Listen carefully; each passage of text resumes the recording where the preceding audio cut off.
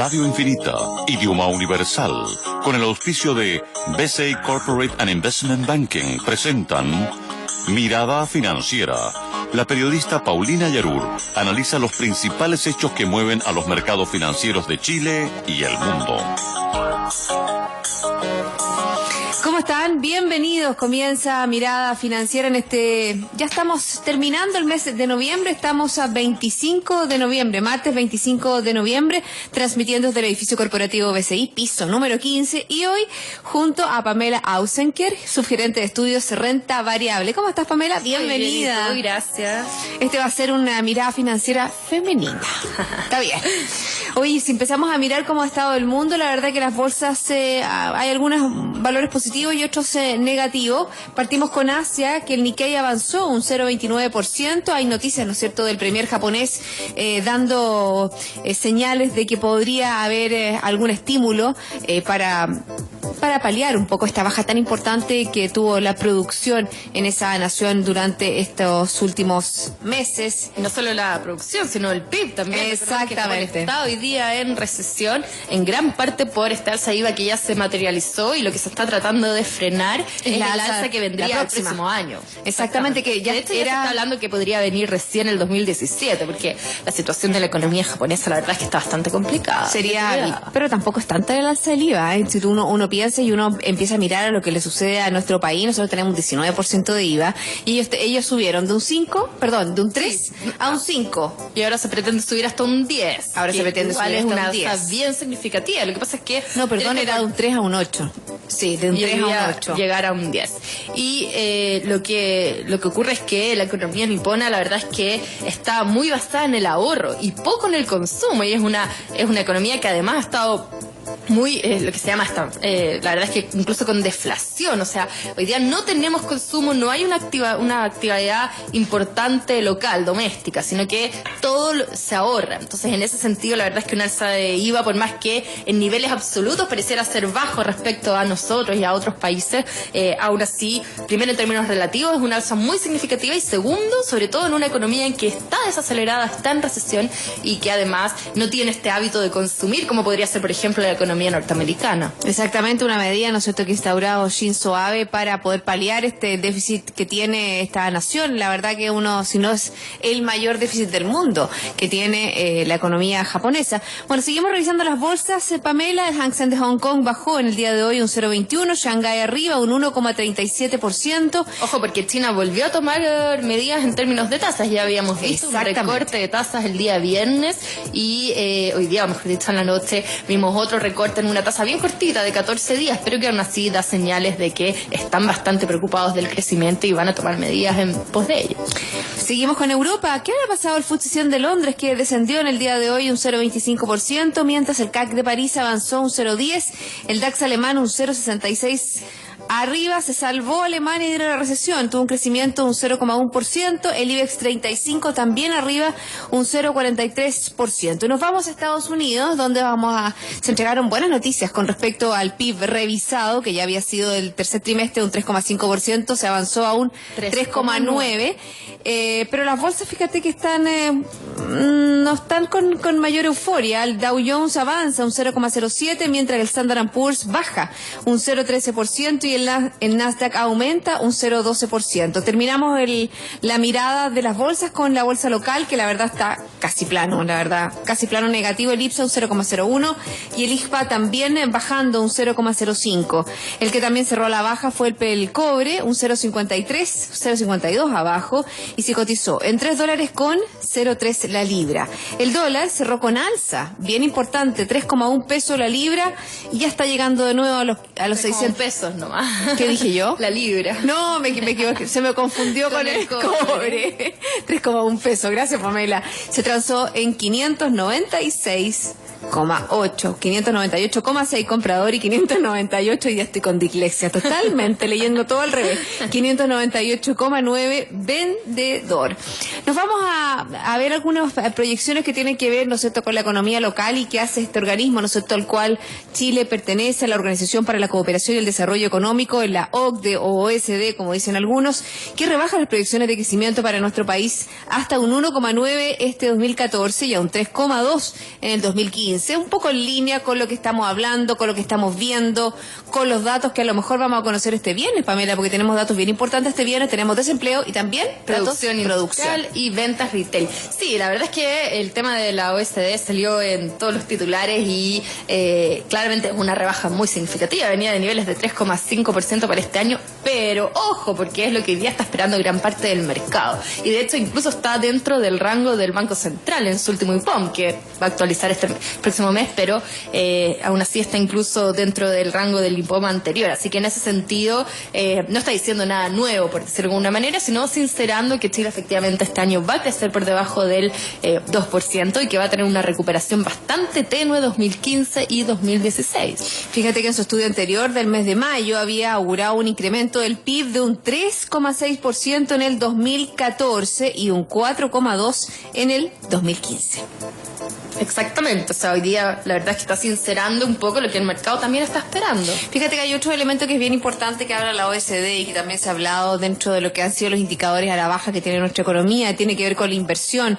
La inversión bajará, según este organismo, a un 4,5% antes de recuperarse en un 2,4% en el 2015 y en un 3,3% en el 2016. Efectivamente, y eso ha estado muy impactado por lo que han sido las expectativas de los empresarios, que lamentablemente, si uno lo mira por el índice IMSE, ¿no es cierto?, el indicador mensual de confianza de los empresarios, la verdad es que no ha repuntado. En septiembre había subido algo, pero octubre de nuevo mostró una baja y probablemente en noviembre tampoco va a ser un buen indicador. Fíjate que también, siguiendo un poco el análisis de este informe, habla sobre la política fiscal del gobierno y obviamente que tomando en cuenta lo que va a ser el presupuesto del 2015 y que lo que dijo este organismo, que el gobierno chileno va a dar un fuerte impulso el próximo año con un avance en el sector público de un 27,5% en la inversión pública y con un alza de un 10,2% en educación y 11,8% en infraestructuras. Estamos hablando de inversión pública, de gasto público, de aporte del Estado, cuando también se está discutiendo, ¿no es cierto?, el sueldo, ¿no es cierto?, el reajuste salarial. El reajuste salarial para el sector público, la verdad que ya se está hablando de un 6%, pero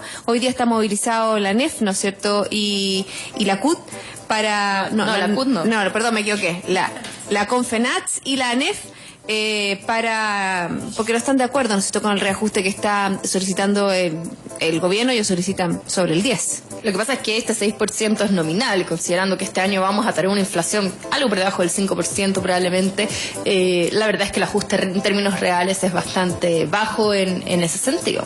Lo que sí me equivoqué, lo que sí está la CUT, obviamente que tiene que ver con las reformas laborales y obviamente que eso es otro tema de preocupación. Hemos visto, ¿no es cierto?, como los distintos gremios empresariales han hablado sobre la CUT y nuevamente lo hizo la CPC en el día de hoy. Y por ejemplo, hay declaraciones que tienen que ver con lo que puede o no pueden hacer, las indicaciones, lo que se puede o no se puede hacer en el gobierno, porque ¿qué es lo que dice, por ejemplo, el presidente de la Confederación de la Producción y el Comercio, Andrés Santa Cruz, que esperamos, dice, que el proyecto no esté zanjado, sino no tendría sentido llamarnos a conversar? Sabemos, ¿no es cierto?, que hay un ambiente de llamar a conversar entre los distintos organismos, la CUT, el gobierno y también el sector privado. Efectivamente, y hoy día yo diría que esa es la principal incertidumbre, incluso por sobre lo que es la reforma educacional. La verdad es que el tema laboral, la reforma laboral, la agenda laboral es una de las principales incertidumbres que enfrentamos, y eso también deriva, como veíamos en las estimaciones de la OSD, en menor inversión, porque los empresarios la verdad es que primero quieren esperar a ver cómo termina siendo esta nueva ley laboral y qué cláusulas siguen y qué cláusulas se eliminan. Mucho se ha hablado al respecto, pero todavía no hay claridad de cómo va a finalizar, y hasta que eso no termine, la verdad es que vamos a ver poco repunte en expectativas y por ende en actividad. Pamela, este viernes hay cifras bien importantes como lo dijimos al principio del programa. Se habla, ¿no es cierto?, por ejemplo, que el desempleo podía estar en torno al 6,6, 6,7%. ¿Está en línea con las estimaciones de ustedes? Sí, la verdad es que está bastante en línea y hay que tener en cuenta que el desempleo es una variable rezagada. ¿En qué sentido? Primero se mide en base a trimestre móvil y por lo tanto todavía estamos con 2 meses, por decirlo de alguna manera, pasados, ¿no es cierto? Y ha sido una variable que ha reaccionado bastante poco considerando la magnitud de la desaceleración económica que hemos visto en Chile. Y eso porque como bien decía, es una variable rezagada y con una encuesta que no diferencia tampoco lo que es la calidad del empleo, sino únicamente si están empleados o no. Pero la verdad es que hay otras variables como calidad de empleo, como horas trabajadas, como nóminas incluso que pudieran tener algunos organismos como las cajas de compensación, donde sí se ha visto un deterioro mayor. Y para allá vamos también con la cifra oficial, así que no me extrañaría ver un 6,7 incluso, y podríamos pensar para el año que viene de todas maneras un indicador alcista. Sobre todo por los desempeños que está teniendo la construcción y, por ejemplo, lo que uno puede leer en el fondo. Por ejemplo, ayer comentábamos sobre que las constructoras están hablando de inversiones que les generen rentabilidad de inmediato, no están hablando del mayor largo plazo, o sea, están tratando de hacer las cosas con la rentabilidad lo más cercano, porque en el fondo ahí tú te muestras que las expectativas no son auspiciosas. Más que eso, toda la incertidumbre que hay de proyectos futuros, además. Piensa que las constructoras hay que separar lo que es inmobiliario y también lo que es más construcción civil, por ejemplo. Y en eso tenemos de partida un sector energía y un sector minería que tienen paralizados los proyectos, y hasta que eso no se reactive, tampoco se va a reactivar el sector construcción. Sin embargo, claramente que ya hemos visto algunos pasos positivos. No hay que dejar tampoco una señal de que todo está negativo en el país. Hoy día sí estamos frente a bastante incertidumbre, aún no han mejorado las expectativas, pero creemos que el 2015, y así lo reflejan las estimaciones, va a ser un año algo más positivo. Nos vamos a Estados Unidos, donde tenemos, por ejemplo, recién acaba de salir la confianza del consumidor, fíjate, en Estados Unidos, que cae en noviembre a su menor nivel, fíjate, en 5 meses. Esta confianza del consumidor que elabora The Conference Board informó que el índice de percepción del consumidor descendió, fíjate, que a los 88,7 puntos. Sabemos que sobre 50 es buen puntaje, pero en contraste, los economistas habían previsto una cifra de 96 puntos, o sea, harta diferencia entre lo que fue y lo que se esperaba. Efectivamente, bastante diferencia, pero como tú decías, la verdad es que sigue siendo un indicador positivo. Probablemente el mercado va a reaccionar algo a la baja, sobre todo porque estamos en una época muy sensible. Piensa que el jueves es el día de gracias y el viernes parte Black Friday. Black Friday, efectivamente, que es crucial para los retailers, y durante todo este día vamos a tener reportes de cómo les está yendo a los retailers, a las grandes tiendas, al comercio en general, y además el lunes próximo en Estados Unidos vamos a tener el Cyber Monday. Entonces, en ese sentido, esta confianza viene un poco a poner algo de paño frío sobre el gran optimismo que había sobre esta temporada de ventas que comienza, esta temporada de ventas navideñas que comienza en Estados Unidos con el Black Friday. Bueno, vamos a ver cuáles son los resultados en nuestro país, ¿no es cierto? Este Cyber Monday fue muy importante, tuvo ventas bastante interesantes y vemos, ¿no es cierto?, cómo el comercio electrónico está ganando terreno a nivel local. Seguimos en Estados Unidos, Pamela, porque el PIB, lo decíamos al principio del programa, el Producto de Estados Unidos crece en un 3,9% en el tercer trimestre y supera las expectativas. Recordemos que Estados Unidos como que revisa 2 o 3 veces más. 3 veces. 3 veces. Tiene la primera estimación y 2 revisiones formales. O sea, esta es la primera revisión porque lo entregó fue un 3,5. Claro, entonces queda una revisión más en el fondo. Y esta revisión, ¿no es cierto?, subió 4 décimas más. Efectivamente. Y bien interesante, la cifra obviamente que se ubicó, los expertos creían que iba a llegar al 3,3%, y la verdad es que es una lectura bastante positiva y que refleja, ¿no es cierto?, han venido de la mano, ¿no es cierto?, del alza de un factor clave que es el consumo, porque el gasto en consumo aumentó un 2,2% en el tercer trimestre por encima del 1,8% estimado con anterioridad. ¿Te acuerdas que hablábamos de la diferencia entre Estados Unidos y Japón? Japón, obviamente, un indicador de consumo no se trata o no se ve con mayor celeridad como se ve en Estados Unidos. Y hay que pensar además que el consumo en Estados Unidos es más del 70% de la economía. Entonces, en ese sentido, por eso es tan importante la confianza del consumidor. También por eso es tan importante, como decíamos, esta temporada de ventas navideñas que comienza este próximo viernes. Pero es bien interesante el concepto del Black Friday, porque expliquemos a la gente lo que significa, porque en el fondo era una manera de que las ventas, que a lo mejor en algún minuto estaban en rojo, terminaran en azul. Acá se dice azul, pero en Estados Unidos es negro y por eso se llama Black Friday, un viernes negro en el fondo, no porque sea negativo, sino todo lo contrario.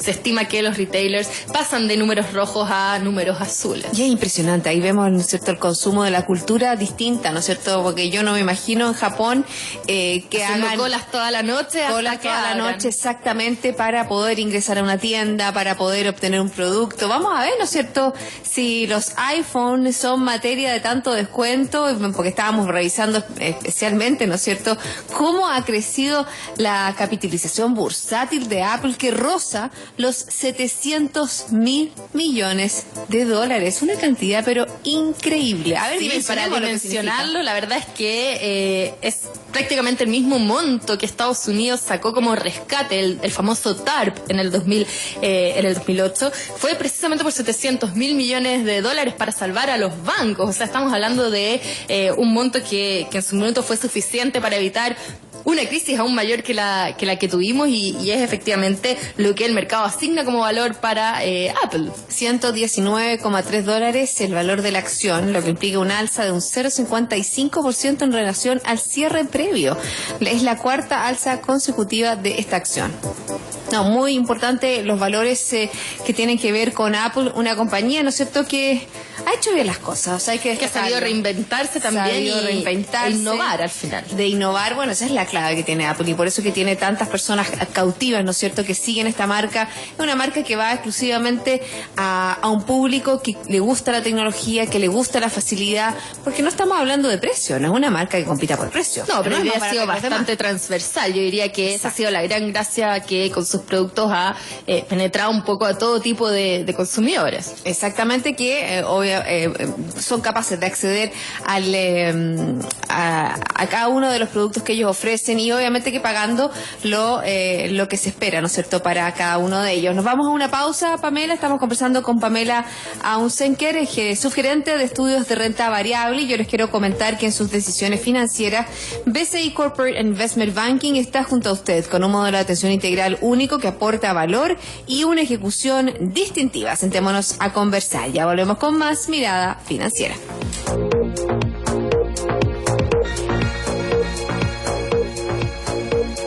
BCI Corporate and Investment Banking, un socio estratégico con un modelo de atención integral único y un banquero de relación que le entregará las mejores soluciones ante desafíos complejos, avalado por un banco con más de 75 años de experiencia en el mercado.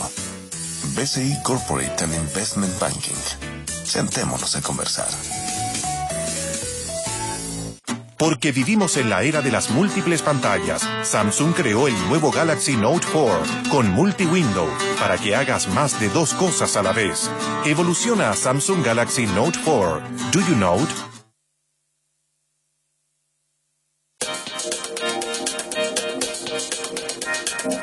Ya estamos de regreso a Mirada Financiera y yo antes quiero comentarles que BCI Corporate and Investment Banking le ofrece soluciones en corretaje de bolsa, Miami Branch, securitizadora, banca privada, Sales and Trading, finanzas corporativas y Asset Management a través de un solo ejecutivo de relación. Estamos conversando aquí, es una mirada financiera femenina en el día de hoy, porque me acompaña Pamela Ausenker, subgerente de estudios renta variable. Pamela, fíjate que hay una noticia bien interesante con respecto a Brasil, un poco para que hablemos de este gigante latinoamericano. Bloomberg habla sobre la tarea que tiene este segundo mandato de Dilma Rousseff. ¿Y cuál es? liberar a las empresas para que Brasil crezca. Ahí habla de un tema que es fundamental en todos los estados, incluyendo el nuestro, que es el tema de la productividad. Pero, por ejemplo, ¿qué es lo que dice en esencia este reportaje? Que la productividad no es que sean los brasileños poco productivos, sino que hay un problema importante de burocracia, de muchas trabas para el desarrollo de nuevos negocios y también, lo sabemos, los chilenos lo saben, para el desarrollo de las exportaciones, hay burocracia en los distintos estados, entonces obviamente que son lomos de toro que no ayudan a un círculo virtuoso en esta economía. Por supuesto, y la verdad es que Brasil tiene una cantidad de tareas pendientes en términos económicos gigantescos, desde temas fiscales hasta, como bien decías, temas más de microeconómicos, como se llaman, y de un poco ayudar a las empresas a seguir creciendo. Además, en muchos sectores también tienen cotas máximas de participación que pueden tener las empresas extranjeras. Bien lo vimos cuando fue el caso de LAN, ¿no es cierto? Lo hemos visto con algunas compañías eléctricas. Entonces, en ese sentido, la verdad es que por lo menos que se instale la discusión, el debate, ya es algo positivo.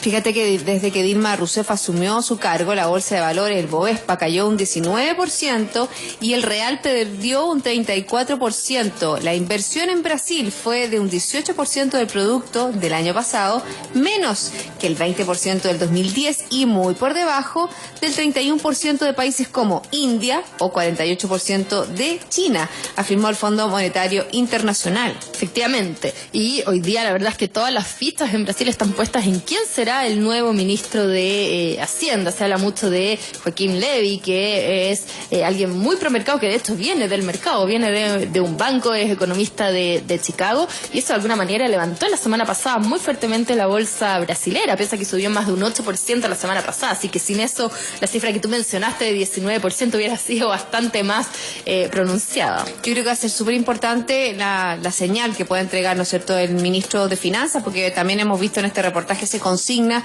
que la confianza de las empresas está baja. Fíjate que en noviembre la confianza industrial alcanzó el nivel más bajo en registros desde que comenzara a medirse en 1999. Brasil se ubica solo arriba de Venezuela y Argentina entre las economías latinoamericanas en un nuevo informe, ¿no es cierto?, del Banco Mundial sobre la facilidad para hacer negocios. Efectivamente, y esa es la gran tarea, como bien decía, del nuevo mandato de Dilma. Yo creo que el haber ganado las elecciones de manera tan estrecha también hizo que se diera cuenta de el gran descontento que hay hoy día en Brasil en muchos aspectos, y uno de ellos obviamente en términos de sentimiento de negocios y de clima para hacer negocios. Así que una cosa es el diagnóstico y otra cosa también cómo se va a solucionar, y no es nada fácil tampoco la tarea, por mucho que vaya a ayudar un nombramiento pro mercado del ministro de Finanzas. Fíjate que en 2010 Brasil crecía a tasas del 7,5%, el crecimiento más veloz en 2 décadas, y obviamente que ahora debe reactivar este crecimiento que solo llega al 0,3% proyectado para este año, y obviamente que desacelerar un problema que tiene muy importante la inflación, que se ubicó en 6,5% en octubre. Efectivamente, por sobre la meta obviamente que tiene el Banco Central, y siendo uno de los principales problemas. Ya hemos visto un Banco Central algo más activo y que en el último mes subió su tasa Selic, su tasa de política monetaria, pero que obviamente también es difícil hacerlo en un ambiente donde prácticamente Brasil no va a crecer este año y las perspectivas para el año que viene son bastante tímidas. Fíjate que aquí las empresas en Brasil, al igual como dice que uno de los mayores dolores de cabeza son las leyes laborales, que se remontan de los años 40 e incluyen disposiciones como ciertas, por ejemplo, pausa de mínimo 1 hora para almorzar. Bueno, esas son cosas que va de empresa a empresa, y el monto mínimo que debe pagarse por las horas extra está establecido en la Constitución. Son bastantes trabas y poca flexibilidad que obviamente siempre juegan en contra de creación de nuevas empresas y por supuesto de hacer crecer las compañías ya existentes.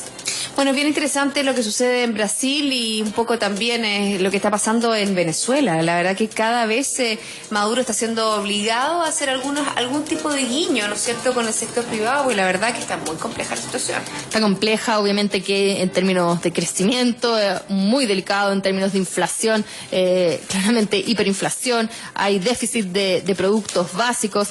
Ciertamente que la situación de Venezuela y también así el caso de Argentina es bastante crítica. Yo diría que si no hacen algún tipo de guiño hacia los privados, van a terminar por socavar todo tipo de esperanzas de que la economía obviamente repunte. ¿Y tú sabes por qué se mantiene a flote la economía en Venezuela? Tiene un salvavidas que se llama China. Estaba viendo un reportaje del Wall Street Journal que dice los generosos préstamos que Beijing le ha extendido al gobierno de Nicolás Maduro mantienen a flote a una economía, sin lugar a dudas, en crisis. Y que tiene mucho que ver también con ideologías políticas relativamente similares. Bueno, también está en problemas Venezuela con respecto a esta baja que ha tenido tan importante el petróleo. Es una nación netamente productora de petróleo. Hablábamos ayer de Colombia, pero en Venezuela en mayor grado el petróleo para ellos es un activo fundamental en todo lo que tiene que ver con su producto, y las previsiones hablan que este commodity podría bajar de los $60. Efectivamente, la verdad es que son niveles, yo he llegado a leer $60, $65 de equilibrio para el precio del petróleo, que son niveles que hasta hace 3 meses atrás era impensado. Estábamos hablando $110, algo así, hace 3 meses atrás, ¿o no? A la verdad, yo diría todo este año ha estado relativamente estable en 90 y en los últimos 3 meses ha caído de manera muy significativa, niveles en torno a $70, $75 el barril. Y acá lo que hay que entender es que ha habido un cambio estructural importante. Mucho se ha hablado sobre el shale gas, ¿no es cierto? Que cuesta un poco entenderlo, es algo bastante técnico, pero lo importante y con lo que hay que quedarse es que ha habido un cambio estructural, porque si antes Estados Unidos era el principal consumidor de energía o de petróleo y era uno de los grandes importadores y de ahí venía un poco el poder que tenía la OPEP, ¿no es cierto? Hoy día eso ha cambiado y Estados Unidos incluso ha pasado a ser exportador neto en algunos meses de energía y de petróleo en general. Entonces, ante eso ha habido un nuevo equilibrio a nivel mundial que ha hecho que estos nuevos niveles, es difícil decir de antemano si van a ser 60, 65, 70, pero por lo menos lo que está medio claro es que difícilmente vamos a ver el petróleo en torno a 80 o por sobre $80 el barril, lo que es una muy buena noticia todo esto para la economía mundial, porque ciertamente que niveles más bajos del petróleo apoyan las industrias y por lo tanto el crecimiento a nivel global, y lo hemos visto también en Chile. Y hablando un poco de cómo impacta el nivel de la baja del petróleo, ¿podría también impactar el valor bursátil de algunas compañías, esencialmente las compañías que tienen que ver con el transporte aéreo o naviero de pasajeros? Ciertamente, es un input muy relevante y hoy día la verdad es que, por ejemplo, para el caso de algunas aerolíneas puede ser tan significativo como el 30% de sus costos. Por lo tanto, niveles más bajos de petróleo ciertamente que van a mejorar los resultados y por ende debiéramos esperar un repunte o un despegue de las acciones relacionadas a este sector. Pero no solo aerolíneas, uno también tiene que pensar en el sector industrial, que incluso minería, ¿no es cierto?, que tiene como uno de sus principales costos la energía. Así que yo diría que en general es una buena noticia para las empresas productivas, con foco en industriales, en minería, en transporte, por supuesto, y que debiera apoyar al crecimiento económico como bien decíamos. De hecho, hay un estudio que dice que caídas de $5 el precio del barril puede llegar a significar incluso, de manera estructural por supuesto, puede llegar a significar incluso 0,4% más de crecimiento para el mundo. Una buena noticia, y te iba a preguntar un poco con estos movimientos, ¿no es cierto?, en favor a las empresas productivas, las empresas que tienen que ver con el transporte de cargo de pasajeros. ¿Ustedes han cambiado su portafolio de recomendación de inversiones a sus clientes con respecto a este tema en específico?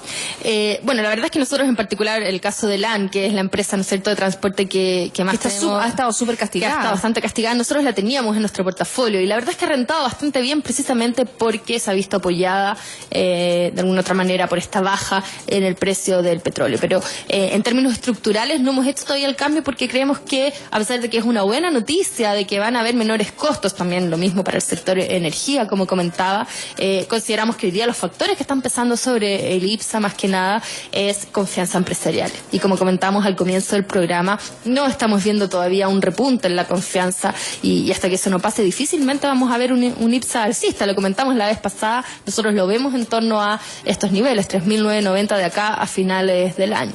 ¿Una confianza que también influye en el tipo de cambio? Definitivamente. Este tan alto tipo de cambio que está llegando ya casi $600 tiene que ver, ¿no es cierto?, con cifras no muy buenas de la economía local y también con expectativas tampoco alentadoras. Efectivamente, tiene que ver con cifras negativas y que probablemente el Banco Central en algún minuto podría llegar a recortar, no en los próximos meses, pero sí durante el 2015, podría llegar a recortar su tasa de política monetaria si es que vemos un deterioro mayor en la economía. De todas maneras, sí mencionar que nosotros estamos viendo que 600 es un nivel bastante razonable para el tipo de cambio, y en el corto plazo, no estamos viendo alzas mucho más allá de estos niveles. Bueno, vamos a estar siguiendo, ¿no es cierto?, la coyuntura económica local de la divisa, obviamente que nos interesa, sobre todo porque ya comienza época de vacaciones, la gente comienza a prepararse. Efectivamente. Muchos chilenos podrían salir al exterior, pero obviamente que vemos como hay una importante alza de los paquetes turísticos, de los costos para viajar. Vamos a ver qué pasa en los próximos días. Pamela, 1.000.000 de gracias por haberme acompañado en el día de hoy. Y así finalizamos Mirada Financiera. La invitación a todos ustedes es a quedarse en compañía de Radio Infinita. Nosotros nos reencontramos mañana. Hasta entonces.